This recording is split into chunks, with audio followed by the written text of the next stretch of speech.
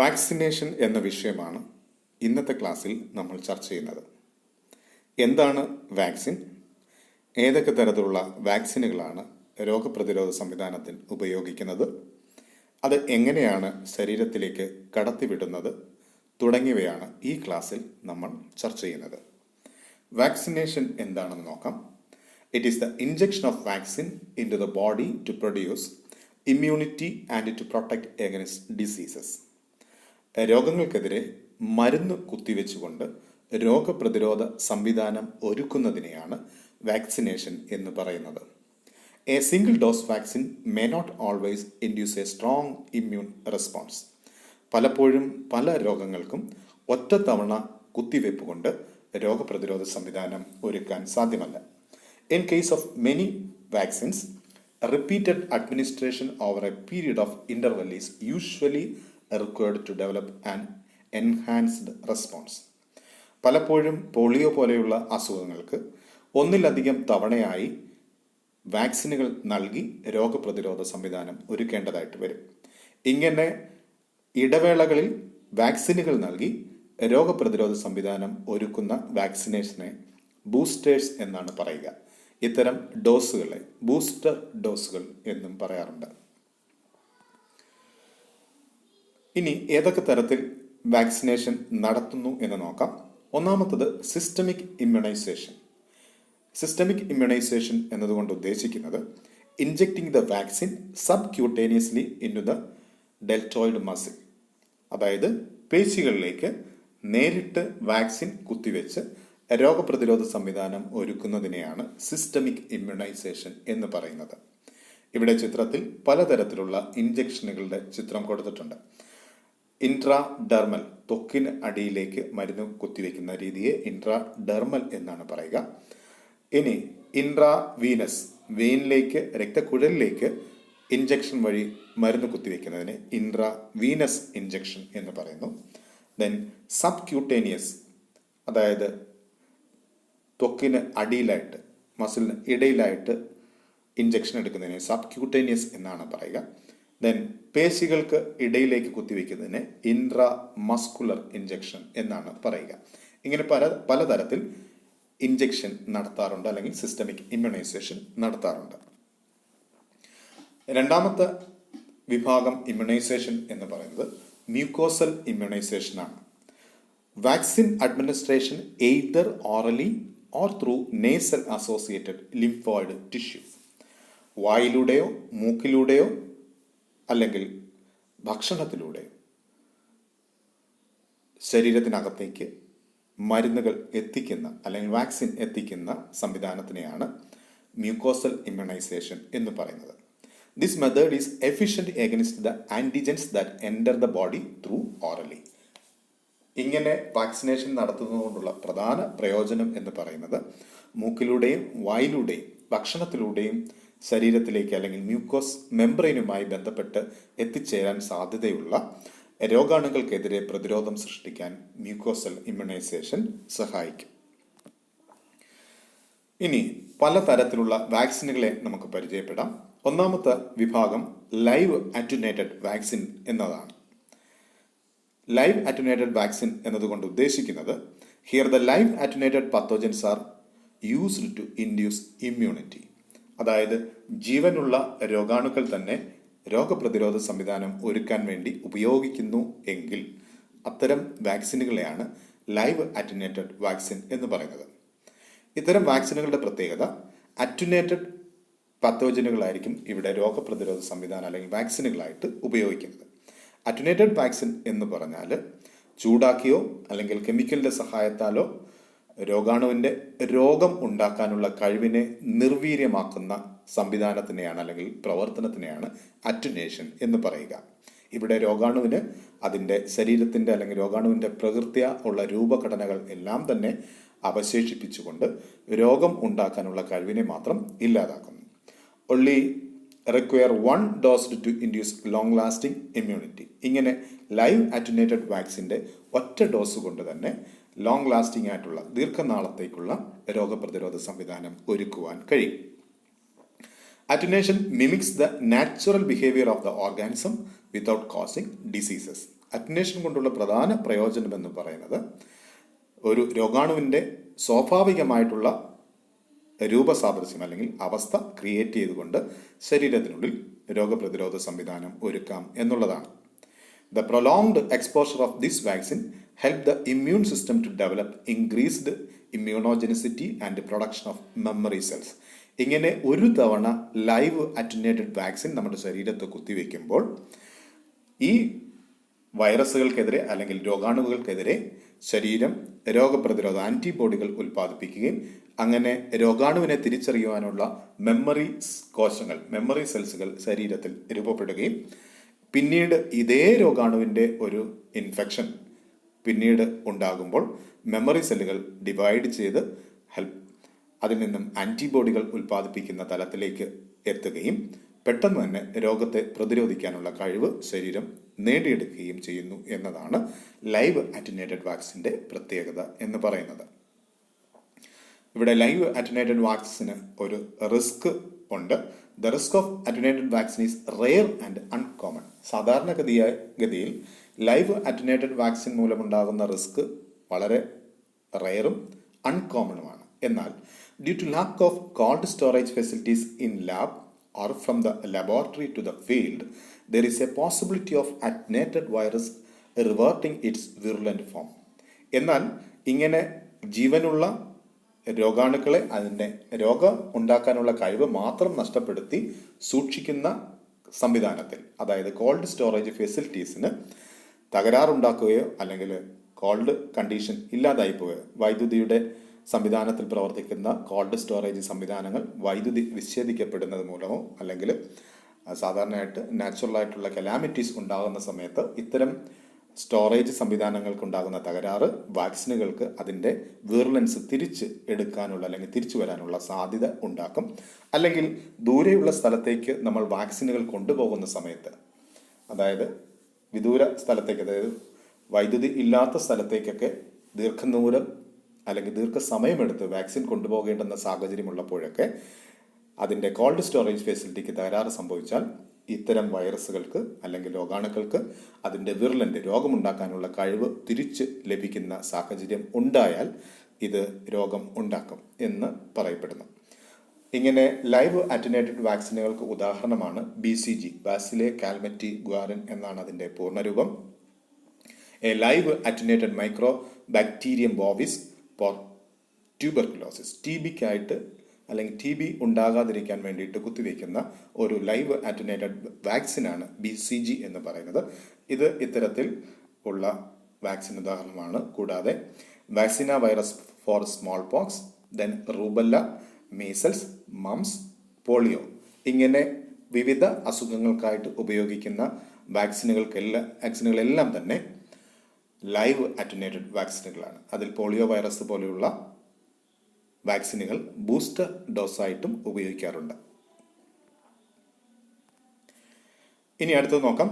രണ്ടാമത്തത് killed vaccine, അതായത് രോഗാണുവിനെ കൊന്ന് രൂപപ്പെടുത്തിയെടുക്കുന്ന വാക്സിനുകളെയാണ് കിൽഡ് വാക്സിൻ എന്ന് പറയുക. They are prepared from cultured organisms killed by heat 60 degrees Celsius 1 hour, UV radiation or chemicals such as phenol, alcohol or formalin. അതായത് രോഗാണുക്കളെ culture ചെയ്തതിന് ശേഷം, അതായത് കൾച്ചർ മീഡിയത്തിൽ വളർത്തിയതിന് ശേഷം ആ രോഗാണുക്കളെ 60 ഡിഗ്രി സെൽഷ്യസ് 1 മണിക്കൂർ ഹീറ്റ് ചെയ്യുക, ചൂടാക്കിയോ അല്ലെങ്കിൽ UV റേഡിയേഷൻ, കെമിക്കൽസായിട്ട് ഫീനോളോ ആൽക്കഹോളോ ഫോർമാലിനോ ഉപയോഗിച്ച് ഇത്തരം രോഗാണുക്കളെ വളർത്തിയെടുത്ത് കൊന്നു തയ്യാറാക്കുന്ന വാക്സിനുകളെയാണ് കിൽഡ് വാക്സിൻസ് എന്ന് പറയുക. The killed antigens does not multiply in host but the immune response depend on the antigen content of the vaccine. ഇങ്ങനെ കില്ല് ചെയ്ത് തയ്യാറാക്കുന്ന വാക്സിൻ കുത്തിവെക്കുന്നത് മൂലം ഒരു വ്യക്തിയിൽ ആ വാക്സിനുകൾ അല്ലെങ്കിൽ വൈറസുകൾ മൾട്ടിപ്ലൈ ചെയ്യാനുള്ള സാധ്യത ഇല്ലാണ്ടാക്കും അല്ലെങ്കിൽ ഇല്ലാതാക്കും.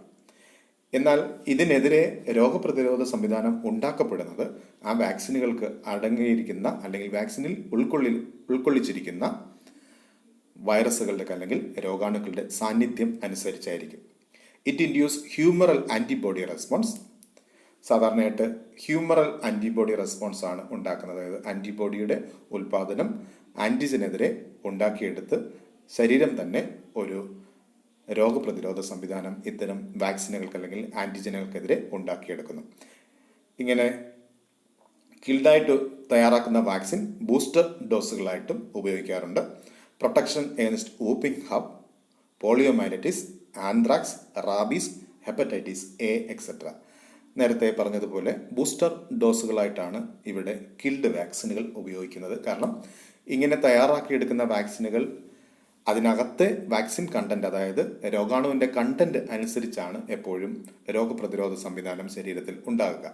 അപ്പോൾ എടുക്കുന്ന വാക്സിനിൽ രോഗാണു മരണപ്പെട്ട അല്ലെങ്കിൽ കിൽഡായിട്ടുള്ള രോഗാണുക്കൾ ഇല്ല അല്ലെങ്കിൽ കുറവാണെന്നുണ്ടെങ്കിൽ അതിനനുസരിച്ച് രോഗപ്രതിരോധ സംവിധാനം മാത്രമേ ശരീരത്തിൽ ഉണ്ടാവുകയുള്ളൂ. അതുകൊണ്ട് ഇങ്ങനെ തയ്യാറാക്കുന്ന വാക്സിനുകൾ എപ്പോഴും ബൂസ്റ്റർ ഡോസായിട്ട് കൃത്യമായ ഇടവേളകളിൽ എടുക്കാറുണ്ട്. അടുത്ത് നോക്കാം, പ്യൂരിഫൈഡ് മാക്രോമോളിക്യൂൾസ്. ഇത് മറ്റൊരു വിഭാഗം വാക്സിനാണ്. Attenuated and killed whole organisms are not without potential risk. ഇവിടെ നോക്കുക, അറ്റുനേറ്റഡ് ആയിട്ടുള്ളതായോ അല്ലെങ്കിൽ കിൽഡ് ആയിട്ടുള്ളത്, അതായത് കെമിക്കൽ ഉപയോഗിച്ചോ ഹീറ്റ് ചെയ്തിട്ടുള്ള കൊന്ന് തയ്യാറാക്കുന്ന വാക്സിനുകൾ പൂർണ്ണമായിട്ടും നമുക്ക് റിസ്ക് ഇല്ലാത്തതാണെന്ന് പറയാൻ കഴിയില്ല. കാരണം അത് അതിൻ്റെ ഉണ്ടാക്കുന്ന സാഹചര്യം അനുസരിച്ച് ആദ്യത്തെ കേസിൽ അറ്റുനേറ്റഡ് വാക്സിനിൽ അത് സൂക്ഷിച്ചിരിക്കുന്ന കണ്ടെയ്നറുകൾക്ക് തകരാറ് സംഭവിക്കുമ്പോൾ അതിൻ്റെ വിർലൻ്റ് തിരിച്ചു കിട്ടാനുള്ള സാധ്യതയുണ്ട്. രണ്ടാമത്തെ കിൽഡ് വാക്സിൻ പ്രിപ്പറേഷൻ സമയത്ത് ചൂടാക്കുന്നതിലെ ടെമ്പറേച്ചറിൻ്റെ വ്യതിയാനമോ ഫീനോളിൻ്റെയോ എത്തനോളിൻ്റെയോ ഫോർമാലിൻ്റെയോ ഒക്കെ കോൺസെൻട്രേഷനിലുള്ള വ്യത്യാസം വൈറസുകൾക്ക് അല്ലെങ്കിൽ മറ്റ് രോഗാണുക്കൾക്ക് അതിൻ്റെ വിർലൻ്റ് രോഗമുണ്ടാക്കാനുള്ള കഴിവ് തിരിച്ചു കിട്ടാനൊക്കെ ഉള്ള സാധ്യത അവശേഷിപ്പിക്കുന്ന രീതികളാണ്. The risk can be avoided by purified macromolecules derived from pathogens. ഇവിടെ ഇങ്ങനെ ആദ്യ രണ്ട് കണ്ടീഷനിലും ഉള്ള റിസ്ക് ഒഴിവാക്കാനുള്ള ഒരു മെത്തേഡാണ്, അല്ലെങ്കിൽ റിസ്ക് ഒഴിവാക്കിക്കൊണ്ട് തയ്യാറാക്കുന്ന വാക്സിനുകളെയാണ് പ്യൂരിഫൈഡ് മാക്രോമോളിക്യൂൾസ് എന്ന് പറയുന്നത്. ഇവിടെ രോഗാണുവിൻ്റെ രോഗമുണ്ടാക്കുന്ന ഭാഗങ്ങൾ അല്ലെങ്കിൽ രോഗാണുവിൻ്റെ ഏതെങ്കിലും ഒരു ഭാഗം മാത്രം വേർതിരിച്ചെടുത്ത് തയ്യാറാക്കുന്ന വാക്സിനുകളാണ് പ്യൂരിഫൈഡ് മാക്രോമോളിക്യൂൾസ് എന്ന് പറയുന്നത്. എക്സാമ്പിൾ നോക്കുക, inactivated exotoxins, capsular polysaccharides and recombinant microbial antigens. ഇങ്ങനെ തയ്യാറാക്കുന്ന വാക്സിനുകൾക്ക് ഉദാഹരണമാണ് ഇനാക്ടിവേറ്റഡ് എക്സോടോക്സിനുകൾ, capsular polysaccharides and recombinant microbial antigens തുടങ്ങിയവയാണ് ഇങ്ങനെ പ്യൂരിഫൈഡ് മാക്രോമോളിക്യൂൾ വിഭാഗത്തിൽ വരുന്നത്. അതിനകത്ത് കോൺജുഗേറ്റഡ് വാക്സിൻ നോക്കാം, അല്ലെങ്കിൽ ക്യാപ്സുലർ പോളിസാക്കറൈഡ് എന്നാണ് ഇങ്ങനെ ഈ വിഭാഗത്തിൽ വരുന്നത്. അതായത് പ്യൂരിഫൈഡ് മാക്രോമോളിക്യൂൾസ് വിഭാഗത്തിൽ വരുന്ന ഒരു വാക്സിനാണ് കോൺജുഗേറ്റ് വാക്സിൻ അല്ലെങ്കിൽ ക്യാപ്സുലർ പോളിസാക്കറൈഡ് എന്ന് പറയുന്നത്. Vaccine contains polysaccharide antigen embedded with a carrier protein. സാധാരണയായിട്ട് ഒരു കാരിയർ പ്രോട്ടീൻ്റെ സഹായത്താൽ പോളിസാക്കറൈഡ്, അതായത് ഏതെങ്കിലും ഒരു ബാക്ടീരിയയുടെ അല്ലെങ്കിൽ വൈറസിൻ്റെ പോളിസാക്കറൈഡിൻ്റെ അല്ലെങ്കിൽ ടോക്സിൻ്റെ കൂടെ ഒരു പ്രോട്ടീൻ മോളിക്യൂളും കൂടെ മിക്സ് ചെയ്ത് അല്ലെങ്കിൽ കമ്പൈൻ ചെയ്ത് തയ്യാറാക്കുന്ന വാക്സിനാണ് കോൺജുഗേറ്റ് വാക്സിൻ എന്ന് പറയുന്നത്. The combination of antigen with the protein cases creates a substance that is more easily recognizable to the immune cells in the body, resulting in a stronger immune response. അതായത് the combination of antigen with the protein, അതായത് ഒരു രോഗാണുവിൻ്റെ രോഗമുണ്ടാക്കുന്ന ഭാഗം അല്ലെങ്കിൽ ഒരു ക്യാപ്സ്യൂളാകാം അല്ലെങ്കിൽ ഒരു antigen തന്നെ ആകാം, ആ ആൻറ്റിജൻ്റെ ഒപ്പം ചേർക്കുന്ന അല്ലെങ്കിൽ കമ്പൈൻ ചെയ്യുന്ന പ്രോട്ടീനുകൾക്ക് ഇമ്മ്യൂൺ സിസ്റ്റത്തിന് പെട്ടെന്ന് തിരിച്ചറിയാൻ കഴിയുകയും ഇമ്മ്യൂൺ സിസ്റ്റം ഇത്തരം പ്രോട്ടീനുകളെ റെക്കഗ്നൈസ് ചെയ്ത് അതിനെതിരെ രോഗപ്രതിരോധ സംവിധാനം ഉണ്ടാക്കുകയും ചെയ്യുന്നു. The virulence of some pathogenic bacteria depends primarily on the antiphagocytic properties of the hydrophilic polysaccharide capsule. ഇവിടെ നോക്കാം, ചില പത്തോജനിക് ബാക്ടീരിയയുടെ പ്രത്യേകതയാണ് the virulence of some pathogenic bacteria depends primarily on the anti-phagocytic properties of their hydrophilic polysaccharide capsule. ബാക്ടീരിയയുടെ ഒരു പ്രത്യേകതയാണ് അതിന് ഒരു പോളിസാക്രൈഡ് ക്യാപ്സ്യൂൾ എന്ന് പറയുന്ന ഭാഗമുണ്ട്. ഈ ക്യാപ്സ്യൂൾ ഹൈഡ്രോഫിലിക് ആയിരിക്കും, അല്ലെങ്കിൽ വെള്ളത്തിനോട് എതിർപ്പുള്ള അല്ലെങ്കിൽ വെള്ളത്തിന് എതിർക്കുന്ന ഒരു സ്ട്രക്ചർ ഉള്ളവരായിരിക്കും. ഇങ്ങനെ ഹൈഡ്രോഫിലിക് ആയിട്ടുള്ള ഈ ക്യാപ്സ്യൂളാണ് അതിൻ്റെ വിർലൻസ്, അതായത് രോഗം ഉണ്ടാക്കുന്നത്. ഇങ്ങനെ ഒരു പോളിസാക്രൈഡ്, അതായത് ഒരു കവറിങ്ങോട് കൂടിയ ബാക്ടീരിയ അതിൻ്റെ കോട്ടിംഗ് രോഗം ഉണ്ടാക്കുന്നു എങ്കിൽ അങ്ങനെ ഉള്ള കോട്ടിങ്ങിനെ നമ്മൾ എന്ത് ചെയ്യുന്നു, ഇവിടെ വേർതിരിച്ചെടുക്കുന്നത്. When encapsulated bacteria invade the host, the capsule evades host defence mechanism such as phagocytosis that destroy the bacteria. അപ്പോൾ ഇങ്ങനെ ഈ ക്യാപ്സ്യൂളിനെ, അല്ലെങ്കിൽ ഇതിൻ്റെ പ്രൊട്ടക്റ്റീവ് കവറിംഗ് ആയിട്ടുള്ള ക്യാപ്സ്യൂളിനെ നീക്കം ചെയ്തുകൊണ്ട് ഫാഗോസൈറ്റോസിസ് നടത്താനായിട്ട് ഇത്തരം പ്രോട്ടീനുകൾ, അതിനോട് അറ്റാച്ച് ചെയ്ത് വരുന്ന പ്രോട്ടീനുകൾ സഹായിക്കും. Coating of capsule with protein or antibodies or complement greatly increase the ability of macrophages and neutrophils to phagocytose such pathogens. ഇവിടെ പ്രത്യേകമായിട്ട് ശ്രദ്ധിക്കേണ്ടുന്ന ഒരു കാര്യം, ഓർമ്മിക്കേണ്ട ഒരു കാര്യം, ചില ബാക്ടീരിയകൾക്ക് അതിൻ്റെ രോഗമുണ്ടാക്കാനുള്ള കഴിവ് എന്ന് പറയുന്നത് ആ ബാക്ടീരിയയുടെ പുറം ചട്ടയാണ്, അല്ലെങ്കിൽ പുറം ഭാഗമാണ്. അതിനെ അതിൻ്റെ ക്യാപ്സ്യൂൾ എന്നാണ് പറയുക. അതാണ് അതിൻ്റെ വിർലൻസ്, അല്ലെങ്കിൽ ക്യാപ്സ്യൂളിലാണ് രോഗം ഉണ്ടാക്കാനുള്ള കഴിവ് അടങ്ങിയിരിക്കുന്നത്. അപ്പം ഇത്തരം ക്യാപ്സ്യൂളോട് കൂടി വരുന്ന ബാക്ടീരിയയെ ഫാഗോസൈറ്റോസിസ് നടത്താനായിട്ട് നോർമലായിട്ട് നമ്മളുടെ ഫാഗോസൈറ്റോട്ടിക് സെൽസിന് കഴിയില്ല. അപ്പോൾ ഇങ്ങനെ ഉള്ള വിർലൻ്റ് ആയിട്ടുള്ള ബാക്ടീരിയയെ അതിനോടൊപ്പം എന്ത് ചെയ്യുന്നു, ഒരു പ്രോട്ടീൻ മോളിക്യൂൾ കൂടി അറ്റാച്ച് ചെയ്യുന്നു, അല്ലെങ്കിൽ അതിൻ്റെ പ്രോട്ടീൻ കവറിങ് കൂടി ഉണ്ടാക്കുന്നു. ഈ പ്രോട്ടീൻ കവറിങ് ഉണ്ടാക്കുമ്പോൾ ഈ പ്രോട്ടീൻ കവറിങ് ഉള്ള പോളിസാക്രൈഡിനെ, അല്ലെങ്കിൽ ബാക്ടീരിയകളെ മാക്രോഫേജസുകൾക്ക് പെട്ടെന്ന് റെക്കഗ്നൈസ് ചെയ്യാനും അതിന് ഈസി ആയിട്ട് വളരെ വേഗത്തിൽ ഫാഗോസൈറ്റോസിസ് നടത്തുവാനും കഴിയും. These findings are the basis for developing vaccine consist of purified capsular polysaccharides. അപ്പോൾ ഇവിടെ ഒരു കൺഫ്യൂഷൻ വരാനുള്ള സാധ്യതയുണ്ട്. എങ്ങനെയാണ് ബാക്ടീരിയയെ ഫാഗോസൈറ്റോസിസ് നടത്താൻ പറ്റുന്നത്, നടത്താൻ പറ്റാത്തത്? ബാക്ടീരിയയുടെ ഒരു പ്രൊട്ടക്റ്റീവ് കവറിംഗ് ആണ് ക്യാപ്സ്യൂൾ എന്ന് പറയുന്നത്. ഈ ക്യാപ്സ്യൂൾ ഉള്ളത് കൊണ്ടാണ് ബാക്ടീരിയ ശരീരത്തിൽ കടന്ന് രോഗമുണ്ടാക്കുന്നത്. രോഗമുണ്ടാക്കുന്ന അവസ്ഥ എന്ന് പറയുന്നത് ഉണ്ടാക്കുന്ന രോഗാണുവിനെ ഇമ്മ്യൂൺ സിസ്റ്റത്തിനെ പ്രതിരോധിക്കാൻ പറ്റാതെ വരുമ്പോഴാണ് രോഗമുണ്ടാക്കുന്നത്.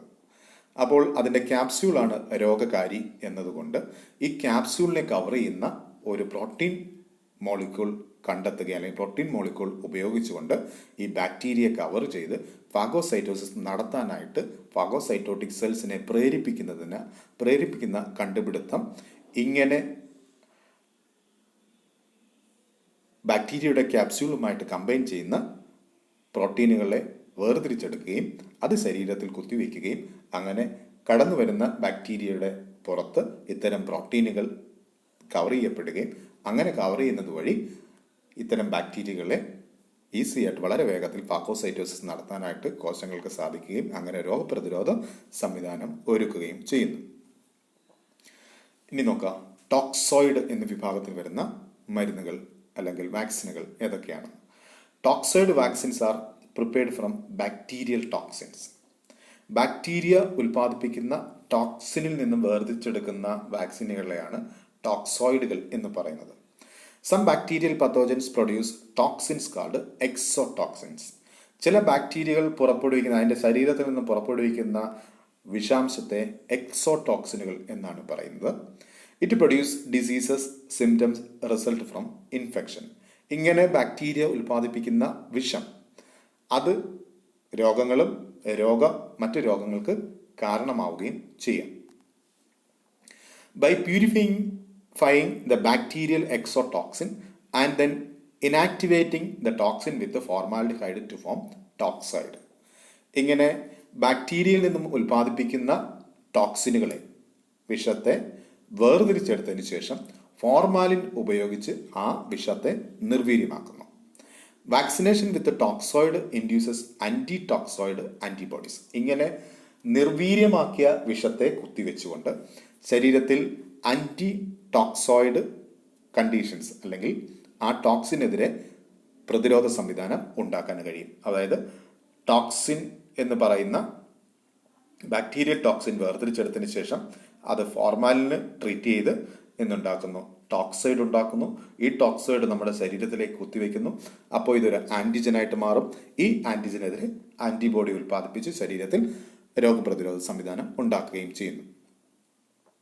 Vaccination with toxoid induces antitoxoid antibodies which are also capable of binding to the toxin and neutralising its effect. ഇങ്ങനെ ടോക്സോയിഡിന് എതിരെ ആൻറ്റി ടോക്സോയിഡുകൾ അല്ലെങ്കിൽ ആൻറ്റിബോഡികൾ ഉൽപ്പാദിപ്പിക്കപ്പെടുകയും അത് ടോക്സിനുമായിട്ട് ബൈൻഡ് ചെയ്ത് അതിനെ നശിപ്പിക്കുകയും ചെയ്യുന്നു. Example diphtheria vaccine and tetanus vaccine. സാധാരണയായിട്ട് ടെറ്റനസ് ടോക്സോയിഡ് എന്നാണ് ആ വാക്സിന് പേര് പറയുന്നത്. ഡിഫ്തീരിയ പോലെയുള്ള അസുഖങ്ങൾക്ക് ഇങ്ങനെ ബാക്ടീരിയയിൽ നിന്നും വേർതിരിച്ചെടുക്കുന്ന ടോക്സിനുകളാണ് മരുന്നായിട്ട് ഉപയോഗിക്കുന്നത്. ഇത്രയുമാണ് വാക്സിനേഷൻ എന്ന വിഭാഗത്തിലെ ക്ലാസ്സിൽ വരുന്നത്. ഈ ക്ലാസ്സുമായി ബന്ധപ്പെട്ട സംശയങ്ങൾ എല്ലാ ക്ലാസ്സിലും ഞാൻ പറയുന്നത് പോലെ നിങ്ങൾ നോട്ട് ചെയ്ത് വെക്കുക. നോട്ട് ചെയ്ത് വെച്ചതിന് ശേഷം അടുത്ത ക്ലാസ്സിൽ നമ്മൾ ഡിസ്കസ് ചെയ്യുന്ന ക്ലാസ്സിൽ സംശയങ്ങൾ പൂർണ്ണമായിട്ടും ചോദിച്ച് സംശയ നിവാരണം നടത്തേണ്ടുന്നതാണ്. Thank you.